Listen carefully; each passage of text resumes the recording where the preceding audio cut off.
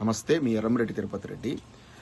కాంగ్రెస్ యొక్క మాయల పకీర్ల చేతిలో కీలుబొమ్మగా మారినటువంటి కల్వకుంట్ల కవిత గారు ఈ మధ్య కాలంలో పార్టీని ఇబ్బంది పెడుతూ చేస్తున్నటువంటి కామెంట్ల మీద ఇప్పుడైనా స్పందించాలి. ఇన్ని రోజులు కూడా ఆ పెద్ద ఆయన మా యోధుడు కేసీఆర్ గారి కూతురు అనేటువంటి ఒక గౌరవం ఉండడం వల్ల ఈ కవిత గారి మీద మనం ఏమైనా కామెంట్లు చేస్తే పెద్ద ఆయన మనసులో వచ్చుకుంటుంది, తనను బాధ పెట్టకూడదనే ఉద్దేశంతో ఈరోజు నేనొక్కనే కాదు, పార్టీలో ఉన్నటువంటి క్యాడర్ అంతా కూడా, మొత్తం పార్టీలో ఉన్నటువంటి 70 లక్షల క్యాడర్ కూడా కవిత గారి మీద విపరీతమైన కోపంతో ఉన్నారు. ఎందుకంటే ఇంట్లో ఉన్నటువంటి శత్రువు చాలా వాళ్ళ వల్ల జరిగే నష్టం అంతా ఇంత ఉండదు. ఎందుకంటే ఎదుటి శత్రువుని ఇప్పుడు కాంగ్రెస్ వాళ్ళు లేకపోతే బీజేపీ వాళ్ళతో మనం కొట్లాడొచ్చు, కానీ ఇంట్లోనే ఉండి అంటే బీఆర్ఎస్ పార్టీలోనే ఉండి పార్టీకి తీవ్రమైనటువంటి నష్టం చేసినటువంటి కవితమ్మ మీద చివరికి తండ్రి కేసీఆర్ గారు సొంత కూతుర్ను బహిష్కరించాల్సిన పరిస్థితి వచ్చిందంటే ఆమె ఎటువంటి దుర్మార్గమైనటువంటి ఎంత నీచమైన రాజకీయాన్ని బీఆర్ఎస్ పార్టీలో పోషించిందో మనము గుర్తించాలి.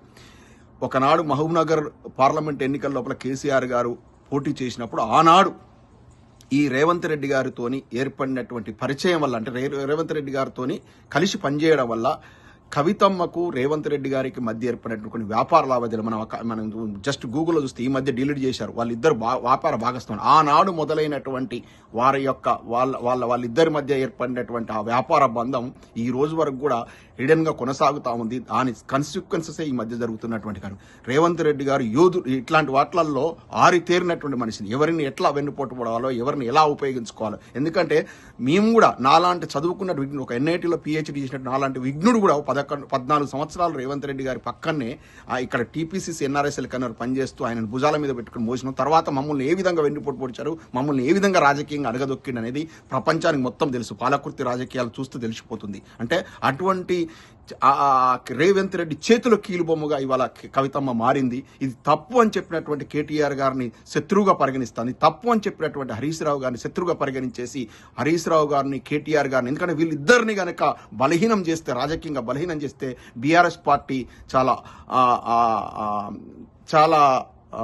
భయంకరమైన పరిస్థితులు నెట్టివేయబడుతుంది అనేటువంటి ఒక రేవంత్ రెడ్డి పన్నినట్టు కుట్రలో భాగస్వామిగా మారి ఇవాళ ఇలాంటి విచిత్రమైన కామెంట్లు చేస్తా ఉంది. హరీష్ రావు గారు, కేసీఆర్ గారు, వారిద్దరి మధ్య బంధం శ్రీరామునికి శ్రీరామబ్బంటూ ఆంజనేయుడు ఎట్లనో అట్లా ఎప్పటికి వెన్నంటే ఉన్నాడు. కేసీఆర్ గారు వెంబడే హరీష్ రావు గారు ఉన్నాడు.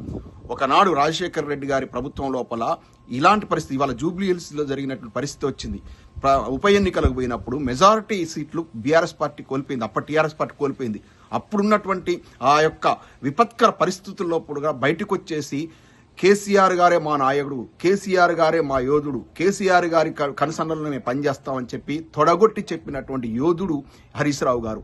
ఏనాడు కూడా కేసీఆర్ గారు గీసినటువంటి గీత నుంచి జవదాటలేదు. అంటే ఆనాడే జవదాటేటోడు, అప్పుడే జవదాటేటోడు. ఎందుకంటే హరీష్ రావు గారిని కేబినెట్ మంత్రి చేసిండు ఎవరు, కేసీఆర్ గారు, రాజశేఖర్ రెడ్డి గారి గవర్నమెంట్ లో. రాజశేఖర్ రెడ్డి గారి ప్రలోభాలకు లొంగని వ్యక్తి లేడు అప్పుడు. కానీ అప్పుడు రాజీనామా చేసి ఉప ఎన్నిక ఏ అసైన్మెంట్ ఇస్తే ఆ అసైన్మెంట్ చేసినటువంటి యోధుడు హరీష్ రావు గారు. అలాగే హరీష్ రావు గారికి తోడుగా తర్వాత కేటీఆర్ గారు తోడయ్యారు. ఈ రోజు వారిద్దరు కూడా ఈ రేవంత్ రెడ్డి ప్రభుత్వం చేస్తున్నటువంటి అరాచక పాలనకు వ్యతిరేకంగా రాష్ట్రమంతా కూడా మన యొక్క బీఆర్ఎస్ శ్రేణులను జాగృతం చేస్తూ వాళ్ళు విరోచిత పోరాటం చేస్తా ఉన్నారు. జూబ్లీ హిల్స్ లో కేటీఆర్ గారి పోరాట పథకం అంతా ఇంత కాదు.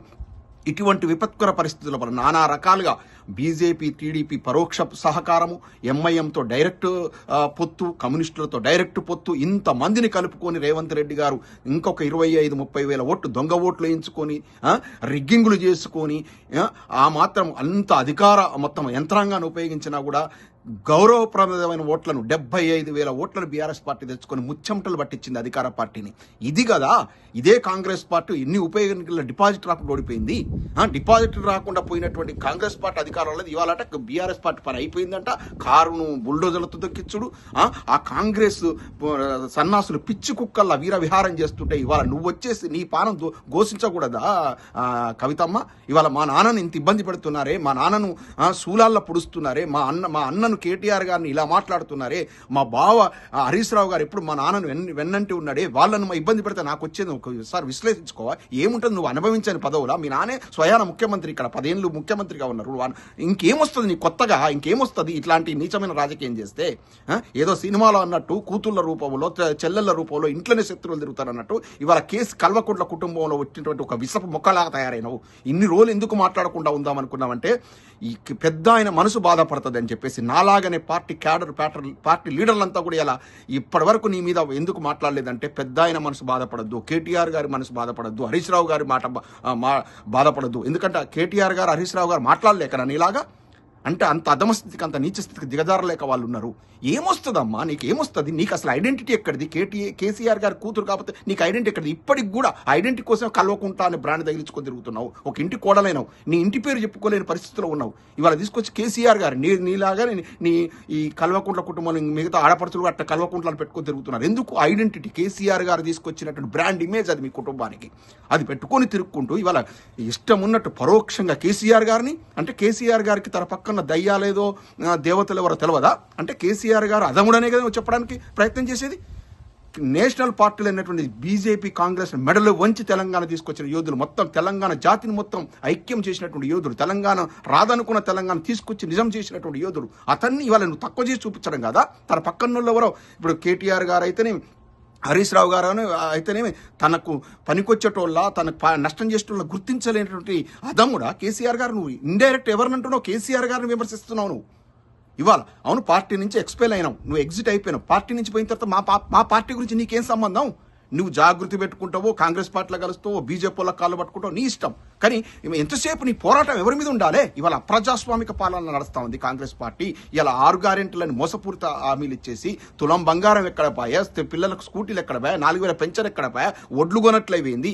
ఇది కదా నువ్వు పోరాటం చేయాల్సింది. తెలంగాణ సంస్కృతి మీద ఇవాళ దెబ్బతీస్తున్నటువంటి రేవంత్ రెడ్డి ప్రభుత్వం మీద నువ్వు పోరాడాలి కదా. నువ్వు వచ్చేసి ఎక్స్పెల్ అయిన మీ కేసీఆర్ గారి మీద, కేటీఆర్ గారి మీద, హరీష్ రావు గారి మీద నువ్వు చేస్తున్నటువంటి ఈ విమర్శలు నీకేమైనా అక్కడికి వచ్చే ముచ్చట్లేనా? అయినా కేటీఆర్ గారు, హరీష్ రావు గారు ఆనాడు ఉన్నారు, ఈనాడు ఉన్నారు, రేపు కూడా ఉంటారు. కేసీఆర్ గారు నువ్వెక్కడున్నావు ఇప్పుడు? నువ్వు ఎవరి చేతిలో కిలుబొమ్మగా మారినావు? వాళ్ళని అనే హక్కు నీకెక్కడిది? వాళ్ళు మంచోళ్ళో చెడ్డోళ్ళో మా పార్టీ వాళ్ళు. మేము మా పార్టీలో విశ్లేషించుకుంటారు, మా నాయకుడు కేసీఆర్ గారు విశ్లేషించుకుంటారు. నువ్వెవరు గైడ్ చేయడానికి? నీకు పార్టీతో సంబంధమే లేదు కదా. నీ పార్టీ, నీ కార్యక్రమం నువ్వు చేసుకో. ఇలాంటి పిచ్చి ప్రలాపనలు ఆపి నిన్ను నువ్వు దిగదార్చుకోవద్దు. నీ మీద ఉన్నటువంటి ఈ రోజు వరకు గౌరవం ఉండే కేసీఆర్ గారి కూతురు అనేది ఇవాళ పార్టీ క్యాడర్ మొత్తం కూడా నీ ఆఫ్లైన్లో ఎన్ని మాట్లాడుకుంటారో నాకు తెలుసు. ఆవేశాన్ని మేము ప్రజలకు తెలవాలి, క్యాడర్కి తెలవాలి, నాయకులకు తెలవాలని నేను ఈరోజు మాట్లాడుతున్నాను. నేను కూడా రేవంత్ రెడ్డి గారి యొక్క మాయాజాలను చిక్కుని నేను కూడా ఒకనాడు అనరాగూడని మాటలు అన్నాను. రియలైజ్ అవుతాం, ఎప్పుడైనా సెల్ఫ్ రియలైజ్ అని ఉంటుంది. అయ్యో కేసీఆర్ గారు ఇంత డెవలప్ చేశారు, కేటీఆర్ గారు ఇంత డెవలప్ చేశారు, హరీష్ రావు గారు ఇంత డెవలప్ చేశారు, మొత్తం తెలంగాణ ఇంత డెవలప్మెంట్ అయింది. రియలైజ్ అయ్యి మన ఇంటి పార్టీ దిక్కు, మన తెలంగాణ ప్రయోజనాలు కాపాడేది బీఆర్ఎస్ పార్టీ మాత్రం నమ్మినా ఇవాళ వచ్చిన పని చేస్తున్నాం. ఇవాళ నువ్వు చేస్తున్నది ఏంది? నేషనల్ పార్టీల చేతులు కీలుబొమ్మగా మారిపోయి పార్టీని ఇబ్బంది పెట్టే పరిస్థితి చేస్తున్నావు. పార్టీ మొత్తం ప్రజానీకం, తెలంగాణ ప్రజానికం చీత్కరించుకుంటున్నారు ఇవాళ నిన్ను.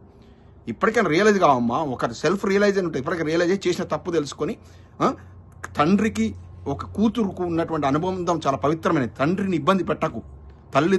ఒక తండ్రిని కోల్పోయిన బాధ నాకు తెలుసు. తండ్రిని ఎప్పుడు ఇబ్బంది పెట్టకు. తండ్రిని పక్కన చేరి, తండ్రి నేనున్న డాడీ అని ఎందుకమ్మా నీకు నువ్వు అనుభవించిన పదవులా? మీ తండ్రే పెద్ద ఆస్తి. ఇప్పటికైనా తెలుసుకో, రియలైజ్గా పిచ్చి ప్రలాపన ఆపాలని విన్నవించుకుంటూ జై తెలంగాణ.